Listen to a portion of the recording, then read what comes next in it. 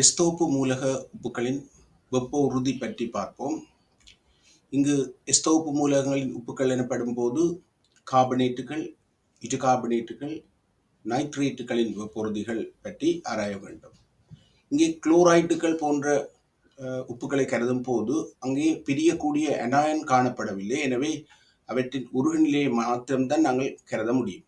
ஆனால் கார்பனேட்டுகள், நைட்ரேட்டுகள், சல்ஃபேட்டுகள் போன்ற ஆக்சி அயன் கொண்ட உப்புக்களை கருதும் போது அவ்வயன்கள் முனைவாக்கப்படும். அவ்வாறு முனைவாக்கம் அடைவதனால் அவை பிரிகைக்குட்படும். உதாரணமாக கார்பனேட்டுகளினில் ஆக்சைடையும் கார்பன் டை ஆக்சைடையும் உருவாக்கியவாறு பிரிகை அடையும். இவ்வாறு உப்புக்கள் பிரிகை அடையும் போது அந்த பிரிகை வெப்பநிலை கட்டையன்களின் முனைவாக்கும் வலுவில் தங்கி இருக்கும். நாங்கள் ஒரே உப்பை கருதும் போது கார்பனேட் என்றால் கார்பனேட்டை கருதும் போது கட்டையனின் முனைவாக்கும் வலு அங்கே செல்வாக்கு செலுத்தும். வெவ்வேறு உப்புக்களை கருதும் போது அந்நியன்களின் முனைவாகு தகவும் அங்கே கருதக்கூடியதாக இருக்கும்.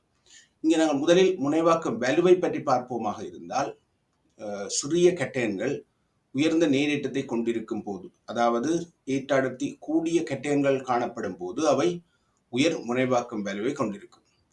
இவ்வாறு உயர் முனைவாக்கும் வலுவை கொண்டிருக்கும் சந்தர்ப்பத்தில் அயன் இலகுவாக மேலே நாங்கள் குறிப்பிட்டது போல் கார்பனேட்டாக இருந்தால் கார்பன் டை ஆக்சைடாகவும் ஆக்சைடாகவும் பிரிகையடையும். அவை இவ்வாறு பிரிகையடையும் வெப்பநிலை நாங்கள் கட்டையனின் முனைவாக்கும் வலுவின் அடிப்படையில் தீர்மானிக்க முடியும்.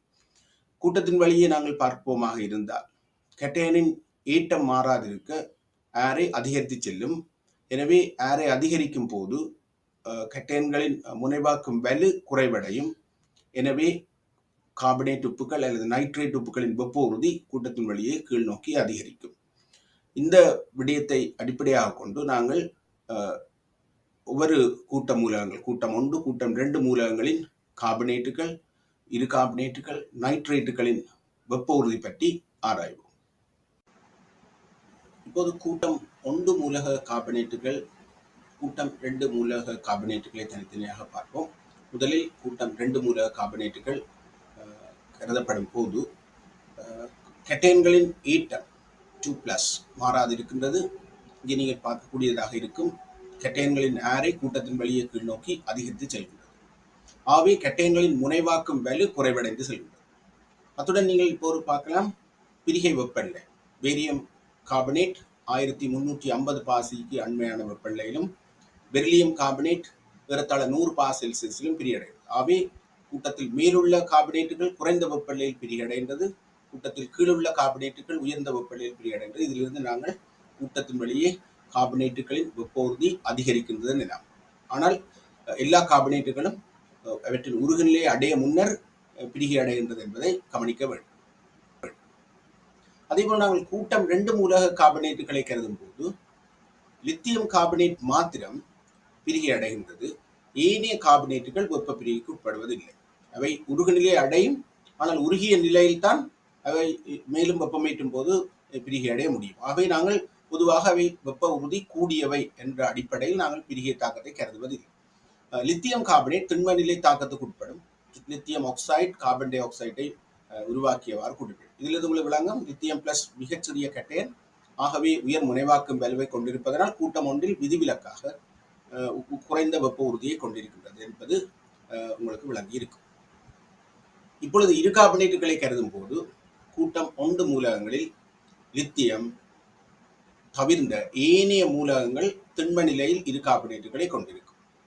லித்தியம் இரு கார்பனேட் திண்ம நிலையில் காணப்படுவதில்லை. அத்துடன் திண்ம நிலையில் உள்ள அந்த கார்பனேட்டுகள் சோடியம், பொட்டாசியம், ருபீடியம், சீசியம் ஆகியவற்றின் இரு கார்பனேட்டுகள் நாங்கள் வெப்பமேற்றும் போது அவற்றின் கார்பனேட்டுகளை உருவாக்கியவாறு கார்பன் டை ஆக்சைடு நீரையும் தந்து பிரிகை அடைகிறது. இங்கும் கூட்டத்தின் வழியே பிரிகை வெப்பநிலை அதிகரிக்கும், வெப்ப உறுதி அதிகரிக்கும். அதேபோல் நாங்கள் கூட்டம் 2 மூலகங்களின் இரு கார்பனேட்டுகளை கருதும் போது அவற்றுக்கு இரு கார்பனேட்டுகள் திண்ம நிலையில் காணப்படுவதில்லை. காரணம், அறை வெப்பநிலையிலும் இழிவான வெப்பநிலையிலே அவை பிரிகை அடைந்திருக்கும் என்பது உங்களுக்கு விளங்க வேண்டும். மிகவும் வெப்ப உறுதி குறைந்தவை. ஆகவே திண்ம நிலையில் அறை வெப்பநிலையில் இரு கார்பனேட்டுகளாக அவை காணப்படுவதில்லை. எனினும் நீர்க்கரசல் நிலையில் அவை இரு கார்பனேட்டுகளாக காணப்படும். கூட்டம் 1 மூலகங்களாக இருக்கலாம், கூட்டம் 2 மூலகங்களாக இருக்கலாம். யாவும் இரு கார்பனேட்டுகளை நீர்க்கரசலில் கொண்டிருக்கும். நீர்க்கரைசல்களை வெப்பமேற்றும் போது உங்களுக்கு தெரியும், நீர்க்கரைசல் இந்த கொதில வெப்பநிலை 100 பாசிக்கு அண்மித்திருக்கும். ஆகவே இந்த உப்புக்கள் கரைந்துள்ள நீரை வெப்பமாக்கும் போது கிடைக்கும் அந்த வெப்பநிலையிலே அவை கார்பனேட்டுகளாக பிரிகிறடையும். ஆகவே முதலாம் கூட்ட கார்பனேட்டுகளாக இரு கார்பனேட்டுகளாக இருக்கலாம், இரண்டாம் கூட்ட இரு கார்பனேட்டுகளாக இருக்கலாம். கரைசல் நிலையில் நாங்கள் வெப்பமேற்றும் போது அவற்றின் கார்பனேட்டுகளை தோற்றுவிக்கும். அத்துடன் CO2 நீர் என்பன உருவாகும். இங்கே இரண்டாம் கூட்ட கார்பனேட்டுகள் நீரில் கரைதிறன் மிக குறைந்தவை ஆகியால் இரு கார்பனேட் நீர்க்கரைசலை வெப்பமேற்றும் போது அவை கார்பனேட்டுகளாக மாறி வீழ்வடைவதை அவதானிக்கலாம். உதாரணமாக நாங்கள் எங்களுடைய நீர் மாதிரியை பொதுவாக ஆற்று நீர் அல்லது கிணற்று நீரை நாங்கள் வெப்பமேற்றும் போது அங்கே கரைந்துள்ள இரு கார்பனேட்டுகள் கூட்டம் 2 கால்சியம் மெக்னீசியம் இரு கார்பனேட்டுகள் அவை நீரின் வெண்மைக்கு காரணமானவை. அவற்றை வெப்பமாக்கும் போது கார்பனேட்டுகளாக மாறி வீழ்வடைவாகுவதை அவதானிக்கலாம். அவை கூட்டம் 1, 2 மூலகங்களின் இரு கார்பனேட்டுகள் நீர்க்கரைசல் நிலையில் வெப்பமேற்றும் போது கார்பனேட்டுகளையும் CO2 வாயுவையும் நீரையும் உருவாக்கியவாறு பிரியடையும். இப்பொழுது நைட்ரேட்டுகளின் பிரிகையை பற்றி பார்ப்போமாக இருந்தால், கூட்டம் 1 மூலகங்களில் லித்தியம் மாத்திரம் விதிவிலக்காக அதன் நைட்ரேட் வெப்ப பிரி அடையும் போது ஆக்சைடு NO2 O2 ஆகியவற்றை உருவாக்கியவாறு பிரியடையும். ஏனைய கூட்டத்தின் மூலகங்கள் சோடியம் தொடக்கம் சீசியம் வரை உள்ள மூலகங்கள் எடுத்தவென்றால் அவற்றுக்கு வெப்ப உறுதி சற்று அதிகம். எனினும் வெப்பப்பிரிகை அடையும் போது அவற்றின் நைட்ரைட் NO2- நைட்ரைட்டையும் ஆக்சிஜனையும் உருவாக்கியவாறு பிரிகடையும். இரண்டாம் கூட்ட மூலகங்கள் யாவும் லித்தியம் போன்று வெப்பப்பிரிகைக்கு உட்படும். அப்படி வெப்பப்பிரிகைக்கு உட்படும் போது அவற்றின் ஆக்சைடு NO2 O2 உருவாக்கியவாறு பிரிகடையும். இங்கு நீங்கள் கவனிக்க வேண்டிய விடயம், நைட்ரேட்டுகளுக்கும் பிரிகை வெப்பநிலை கூட்டத்தின் வழியே கீழ் நோக்கி அதிகரிக்கும். அதாவது நைட்ரேட்டுகளின் வெப்ப உறுதியும் கூட்டத்தின் வழியே அதிகரிக்கும். அத்துடன் பெரும்பாலான உலோக கார்பனேட்டுகளை நாங்கள் எடுப்போம். உதாரணம் அலுமினியமாக இருக்கலாம், ஜிங்க், காப்பர், அயன், எந்த மூலத்தின் கார்பனேட்டை நாங்கள் எடுக்கலாம். அவை ஆக்சைடையும் கார்பன் டை ஆக்சைடையும் உருவாகியவாறு பிரியும். அதேபோல் நைட்ரேட்டுகளை எடுத்தோம்னால் கூட்டம் 2 மூலகங்கள் போன்று அவையும் ஆக்சைடு NO2 O2 உருவாக்கியவாறு பிரியும். உதாரணமாக நாங்கள் காப்பர், ஜிங்க், அலுமினியம் ஆகியவற்றுக்கு இந்த தாக்கங்கள் தெரிந்திருப்பது அவசியம். விதிவிலக்காக அமோனியம் நைட்ரேட்டை நாங்கள் எடுத்தோம்னால் அது N2O நீர் ஆகியவற்றை உருவாக்கியவாறு பிரியும். அமோனியம் கார்பனேட்டை நாங்கள் வெப்பமாக்கினால் அமோனியா, கார்பன் டை ஆக்சைடு நீர் ஆகியவற்றை உருவாக்கியவாறு பிரியும். இவ்வாறு சில பிரிய தாக்கங்களை மேலதிகமாக தெரிந்திருப்பது நன்று.